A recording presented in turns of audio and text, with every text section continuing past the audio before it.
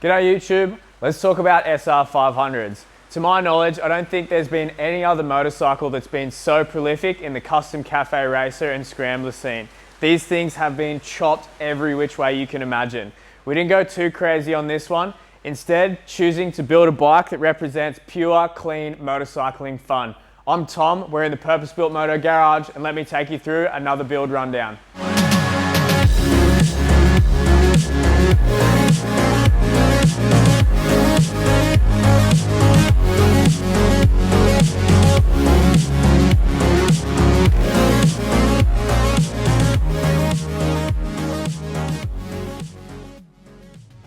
When we met with Mark and his son John, they came into the garage. We first talked about the bike and they showed me a few photos and whatnot. We started to talk about the history that this bike had with their family. So Mark's granddad bought it in 1983. This is a 1979 model. So it was a near new bike and they've had it ever since. It was ridden a lot, and from all accounts, from when we opened this motor, it had a reasonably tough life. However, it had been pretty well maintained inside. We bought the bike in, we decided to completely strip the engine. That was one thing that Mark definitely wanted run over. So it hadn't run in probably, I think he said 6 or 7 years. Now, because we have a mechanic in-house here now, we've been doing all of our own engine building, which has been a great addition to the shop. What we've done on this SR500 was completely tear it down, have everything vapor blasted, and then take stock from there. So all new bearings and seals in the bottom end. The piston is a high compression. I think we're running an 11:1 in this bike. We've got new valves remachined, new valve springs. We've added a Mikuni carburetor and DNA filter, as well as our custom exhaust there, which we'll get to a little bit later.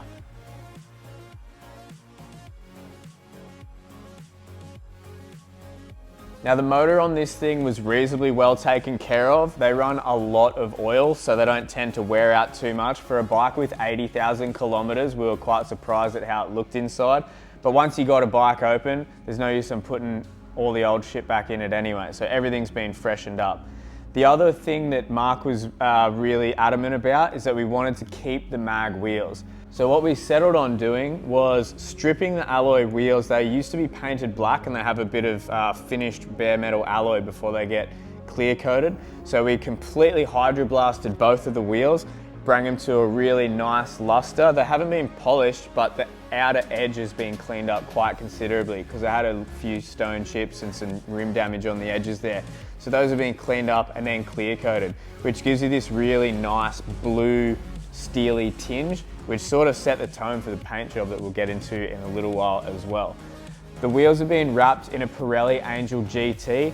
They're a really good sporty style tyre that you can use on some vintage style tyres. So obviously older bikes had really skinny tyres. We've got a 19-185 on the front, and I think they run an 18-2.15 on the rear there. I'll double check that later, doesn't really matter. But anyway, skinny tyres, but the Pirelli Angel GT come in some really handy sizes for these older bikes. When you don't want to use like a square profile tyre, they're super, super nice, and I definitely recommend them on a bike that you really want to get into and ride too.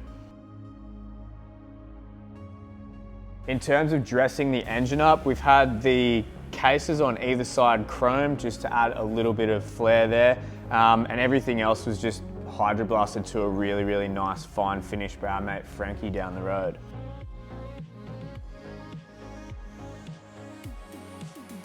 So we'll move on to the front end now. I'm a little bit tired of crouching, so we'll start with the forks. We inspected the chrome on the stanchions and they were actually really good considering their age. So they've been cleaned up and rebuilt with new seals and all that inside. We've also added a little bit more preload so it's not as doughy on the road. These things were quite billowy, especially once they start getting older. So that's sorted out a few of the handling issues. We've done a custom front fender, of course, really simple, classically styled mount here using our front fender kit.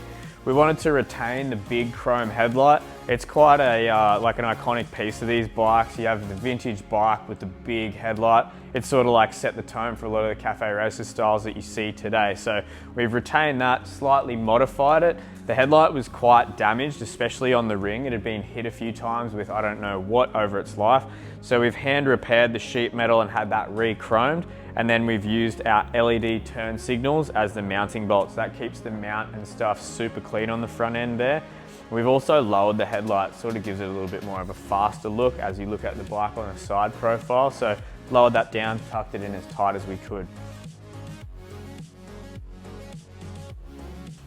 We've just made a simple little key mount there. The mini key switches a relay under the seat, which I'll show you some of Donnie's wiring later.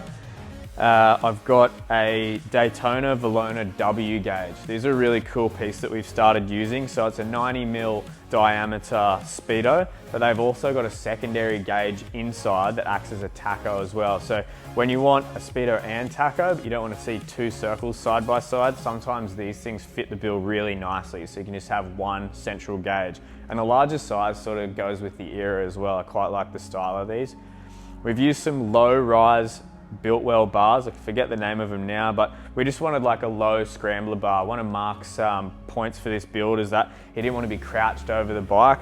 He wanted that sort of scrambler style, but he wanted street tires so he could make sure he could get into this thing in the corners. So to suit that, we've sort of lifted the bars up a bit. The seat has been made nice and low, so when you sit on this thing, you're near perfectly upright with a little bit of forward lean, and you can really rip in on this thing. It's a super fun bike to ride. We've set the bars up here with a set of purpose-built Moto buttons, of course. We've used some nice soft cush strips that we've got from MX Store. I don't know what the brand is, but they're super comfortable. And I guess one of the battles that you have with a big thumping single cylinder is you're always fighting vibration. So the handlebar clamps are rubber mounted, and then when you've got nice soft grips, it sort of lightens the load on your hands there too, especially on longer rides. We've upgraded the brakes front and back on this thing. We're using Akasato levers on the front brake. Obviously you've got a matching clutch there, and then used our Scrambler mirrors to tidy up the style on the front end there. These things mounted under your levers keep the whole profile of the bike just that little bit lower and more sleek.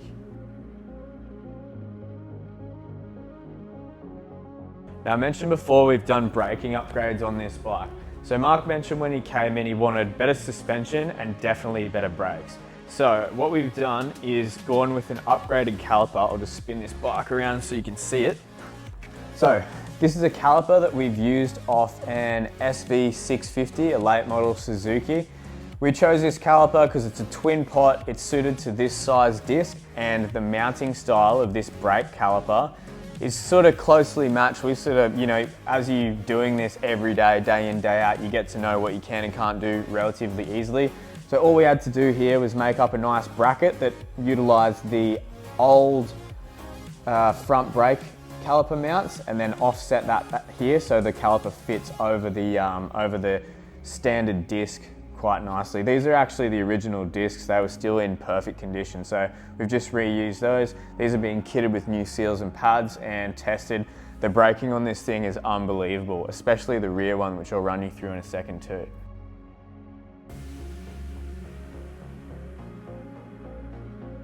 That wraps up the custom fab on the front end.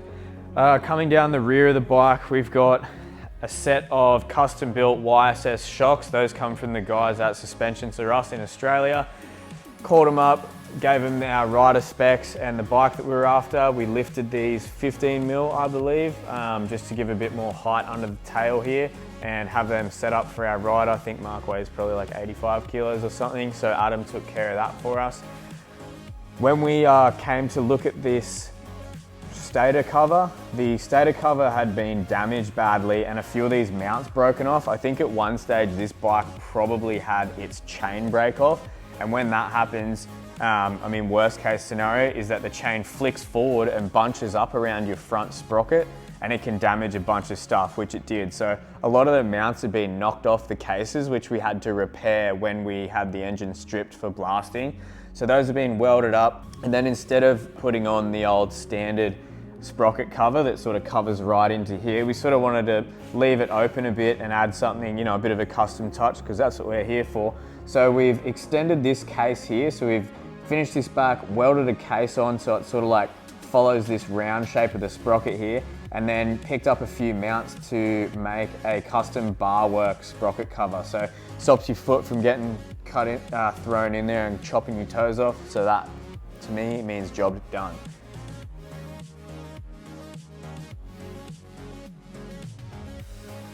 Before I flip this bike back around, we'll run you through the exhaust and some stuff on the tail. I've been teaching our fabricator Donnie to wire bikes at the moment, so we'll pop this seat off and have a look at what he's done in here.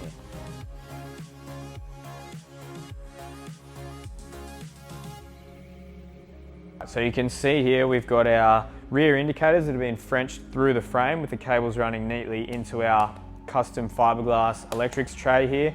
The wiring on this thing's pretty damn good, but definitely not as good as what I can do. That's why I'm the boss.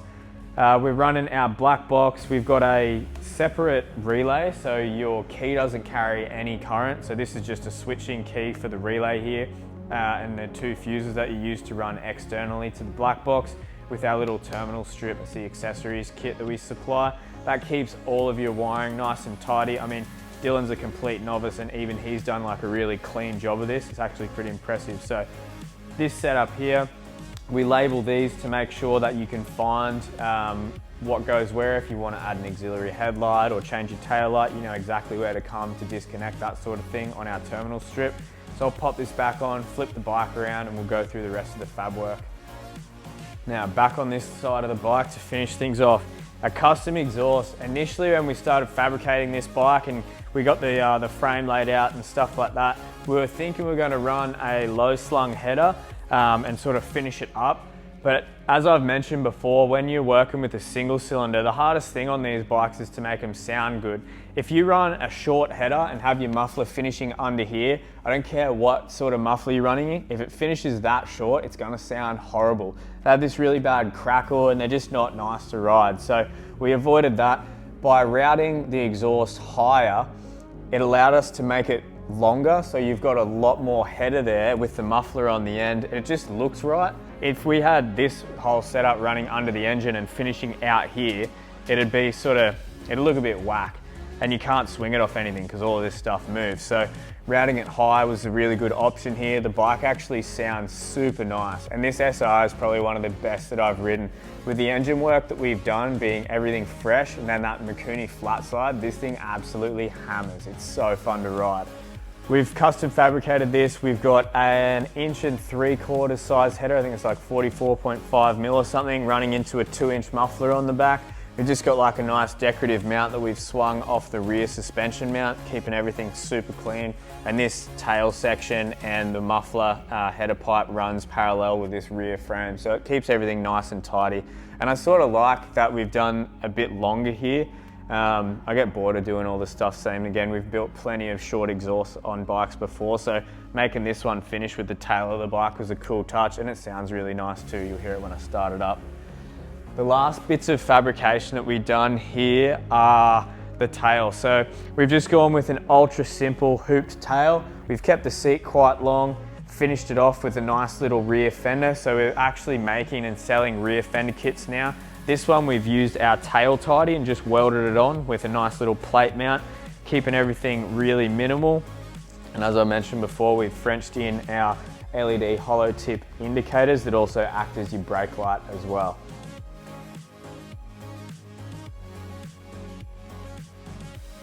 Now, the brake upgrade on the rear.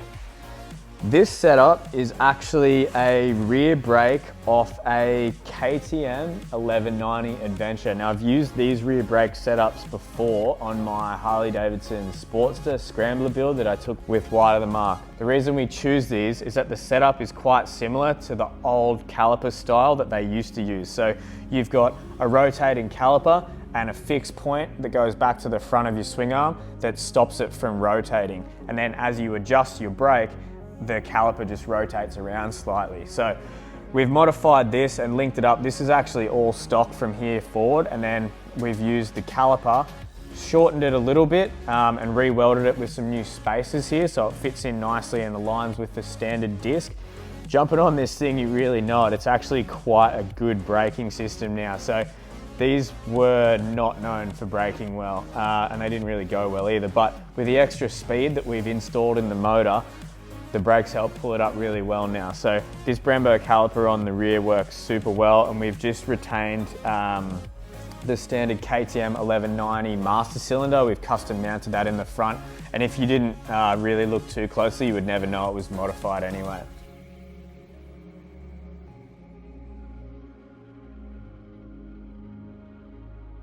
Now the steely blue color that we ran with on this bike was a little point of contention between me and Mark. He wanted to go with like a really dark gunmetal gray color, but I just really wasn't feeling that. This bike is like a really pure, classic looking motorcycle, and I didn't want to inhibit that with a really sort of tough color. I just wasn't feeling that sort of like brutal gray color that they were after. So we came to a compromise, and we've used this incredible blue pearl sort of color that gives you that sort of like blasted aluminium sort of tone to it.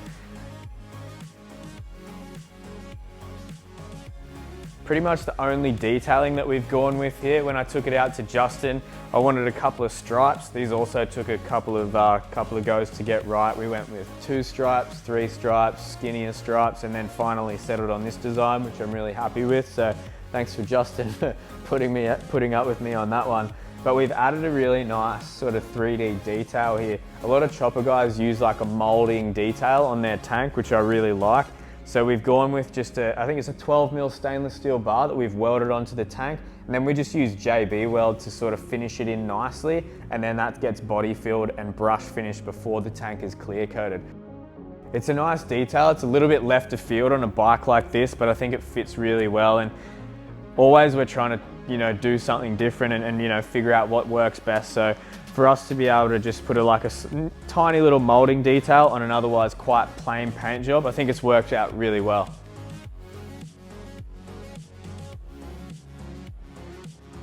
That'll be it for our build rundown on our latest SR500 Street Scrambler. Like I said at the start, this thing has nothing really outlandish on it. It's just pure, simple motorcycling at its finest. I'm going to give it a start right now, and then we'll take you on a little test ride, hopefully on a few nice open roads so that it can let this thing stretch its legs a bit.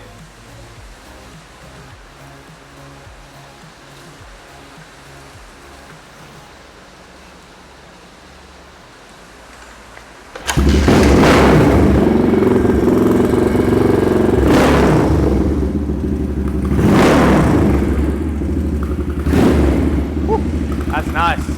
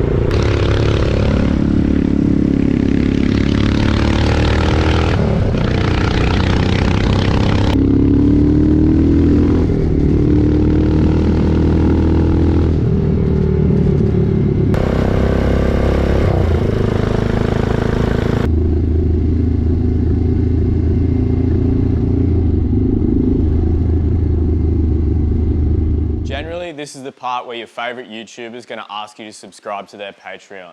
Luckily for you, we're not YouTubers. We're bike builders and parts makers. So if you like the content we create and the bikes we build, or you hate both of those things and just want to grab some gear for your next project, make sure you show your support, jump on our online store and give your bike that purpose-built Moto touch. Thanks for watching and we'll see you next time.